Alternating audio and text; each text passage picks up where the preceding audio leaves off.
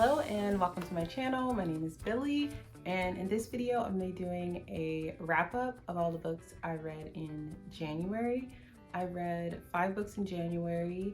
They ranged from, I would say, literary fiction, classics, to just like contemporary fiction, and then also one kind of, I guess, memoir, biography, self-help type book. So and also fantasy. So yeah, we were all over the place in terms of genres, but that's often how I like to read. So I'll just hop right in. The first book I read in January was All Quiet on the Western Front by Eric Maria Remarque.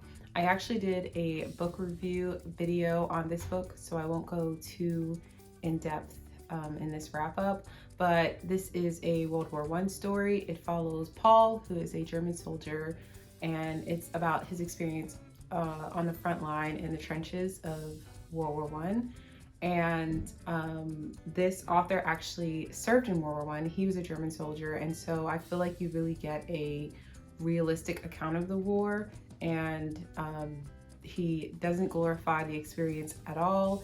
And the overarching question he is looking at in this book is, what is the purpose of war?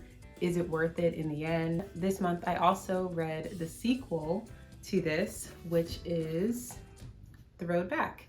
So after I made that book review video on All Quiet on the Western Front, I had mentioned this in that, and many of you said you didn't know it had a sequel. I didn't know it had a sequel either. So this book follows life after the war. It is from a different person's perspective. So in this book, we have Paul as our main narrator, and in this one we have Ernest. And while this book does mention characters from the first, I do think that you could read this as a standalone. You don't necessarily have to read the first book to get the full essence of the second one. But in this book, we have the war has ended, the soldiers are returning home, and you see how the men all deal with that differently. You have some who are just like, I'm just gonna live life to the fullest. I'm gonna start that business I always wanted to start. I'm gonna enjoy the company of as many women as I want to. Like, you see that in this book, but you also see kind of other men like really struggling, whether it's dealing with like the change in their relationship with their spouse, or the PTSD, or they just can't assimilate back into everyday life. And so some of them actually re-enlist into the army, which is crazy because all they wanted to do was not have to fight anymore. But some of them, just normal everyday life is just like not normal for them anymore.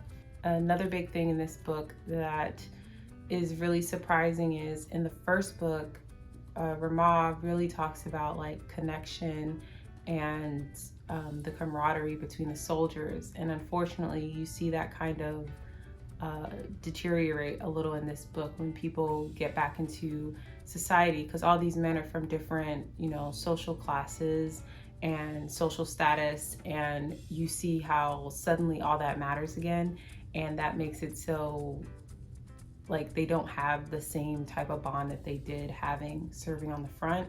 This is a sad book. Like it's a slow progression of sadness, but I will say I do think it ends on a somewhat upbeat note, but it continues to go into that question of like, what is the purpose of war? Is it worth it? And I think even more so than the first book, this kind of shows why we should try to avoid war if we can. And I think it's just as good as the first book, like just as good. And I don't know why it's not more well known. So yeah, I would recommend this. And next, for some reason, I was just on this military army kick. I don't know, but I read David Goggins' Cant Hurt Me. And this is more of, I think, a memoir. It looks at his life and him becoming like a Navy SEAL and breaking all these records and really pushing himself to full capacity. The I enjoyed the first half of this book more than the second. In the first part of the book, you are learning about his upbringing. He talks about his abusive father and his mother finally getting away, and kind of their financial struggles of her being a single mom or on her own. And him also, he talks about his experience with racism and being kind of the only Black kid in his town and in many situations. And so you see how he kind of goes from his state where he's not really pushing himself, he's not really trying, he's kind of just like stuck in this life he's not happy with, and you see how he pulls himself out of that and goes on to become SEAL and break all these records, like I said. But the second half of the book, it is very repetitive, and or it seems very repetitive to me, because he is just talking about how he had to push through and how he made it through, this race and another race. And I was like, okay, I get the point. Like, but then it does have a little bit of an upswing at the end, because his body starts to like shut down, and it's through that, his body failing, that he kind of gains this greater appreciation for life, and he kind of rebuilds his relationship with his brother, and he has a little bit better balance.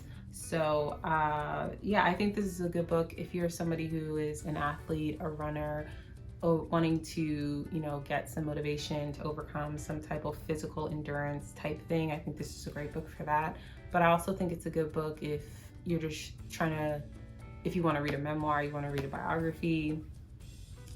It has little tips at the end of each chapter where, like, even if you could apply them to non-physical goals that you have as well. So I will give them that. So where this book fell short for me, I had a few like nitpicks. Like, I think he kind of skirts over certain aspects of his personal life, which I completely get, but I feel like he could have gone into certain things without like giving too much information if he didn't want to.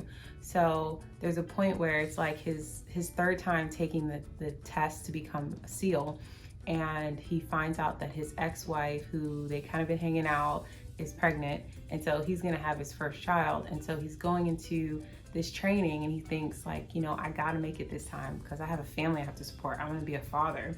And I'm like, okay, I get that. But then we never hear anything about that ever again. Like, I mean, he obviously he makes it through that time, but I would expect, as a first-time father, like, I just would want to hear more about how he felt becoming a father and how he balanced his like extreme training that he does with fatherhood, and we kind of don't see that.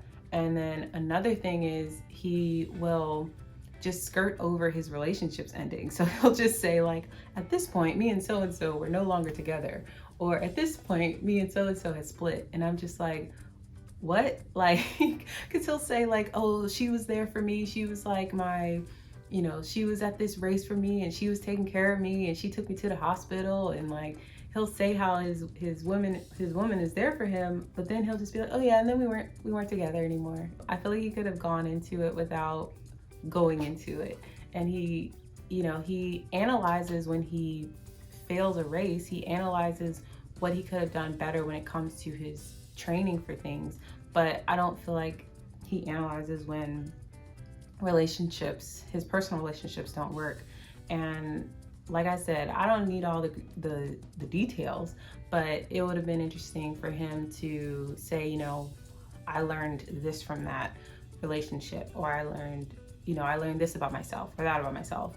But we really don't get that, and it's kind of like, I'll just be like, what? Because it'll seem like it comes out of nowhere. But overall, I did enjoy this book. One other thing, I don't know if this has ever happened to anybody, but do you ever get a book and they'll just have like these randomly, like, the pages or two like weren't cut correctly? Like, that is so random. It's just like that, like in that little part. But anyway, that's a side note. I don't know what happened with this one, but it didn't impact the reading. All the words were there. Next, I really switched it up and I read fantasy. I read The Hobbit, which is the prelude in the Lord of the Rings book series. I don't typically read fantasy, but I absolutely loved this. I really, really enjoyed it. It's very fast paced. There was always something going on. And I think this was great to just like turn off my brain and not like really think too much, because it's like it's just like a made up world. And so this was really fun. So in this book we have Bilbo Baggins. He is a hobbit, and hobbits are known to just live like ordinary, normal lives, or at least Baggins, or his Baggins side is known to do that. He has his Took side, which was his mother's family, who were more adventurous, but he ends up going on this adventure with the dwarves to get back their land that has been for many, many years taken over by a dragon, Smog. I think that's how you say the dragon's name. But yeah, we just see them go through so many things. They have so many run-ins with different things that set them back, but somehow they have to push through. We see him interacting with trolls and goblins and wolves, and it's very, very good. It was a very, very good book. I did want to read one of my favorite quotes.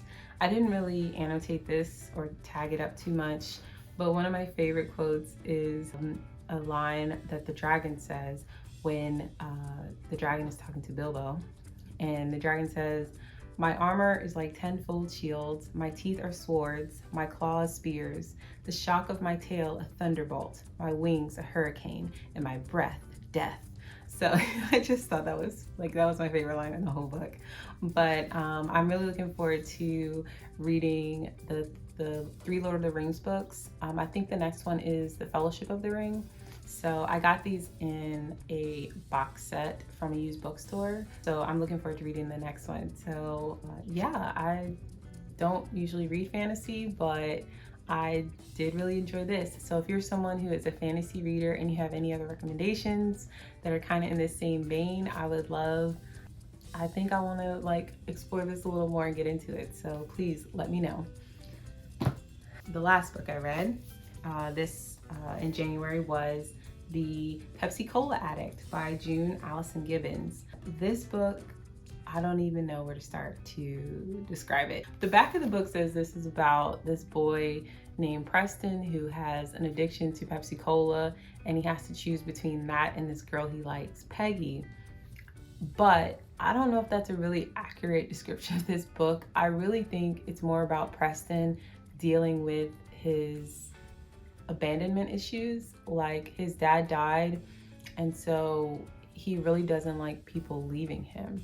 And in this book, it's just like, it's a lot of crazy things going down, and it's not very long, as you can see. It's very short, but you have them robbing stores and going to juvie, and then you have like an inappropriate relationship with the teacher, and it's just a lot of things. A police shootout, like, it's just a lot happens in these few pages, and I enjoyed it. It was kind of like a little crazy, like you're like, what is going on? What? I didn't see that happening. I don't know if that accurate, like I articulated describing this book that well, but this book is just kind of a cluster of many different things, but it all makes sense and it all ties together. And if you're looking for something that's going to be kind of a roller coaster and have like, the ending wasn't surprising. I can't say I was surprised by the ending, but it was just like, oh, really? But yes, and for context, this was one of the twins I talked about in a video where I talked about the Silent Twins, which is a book about these 2 twins who like to only talk to each other, and they end up in a mental institution after going on an arson spree. And this is one of those twins. She wrote a book when she was before the arson spree. They would write and submit their books to publishers, and this is one of the ones that got picked up. So I'm not surprised by all the wildness that happens in this. If you know about them, then this is not surprising at all. I really enjoyed it, and I wish she wrote more books, because I feel like we don't always get this type of creativity now. I feel like some books kind of play it safe, more modern books that are written, but this was really, really good and super unique, and a super unique concept. These are all the books I read in January. I think all of them were super, super, super good. This was my only 4-star. The rest I gave 3 stars, but I feel like it was a pretty good reading month. So thank you for watching, and I'll see you in my next video. Bye.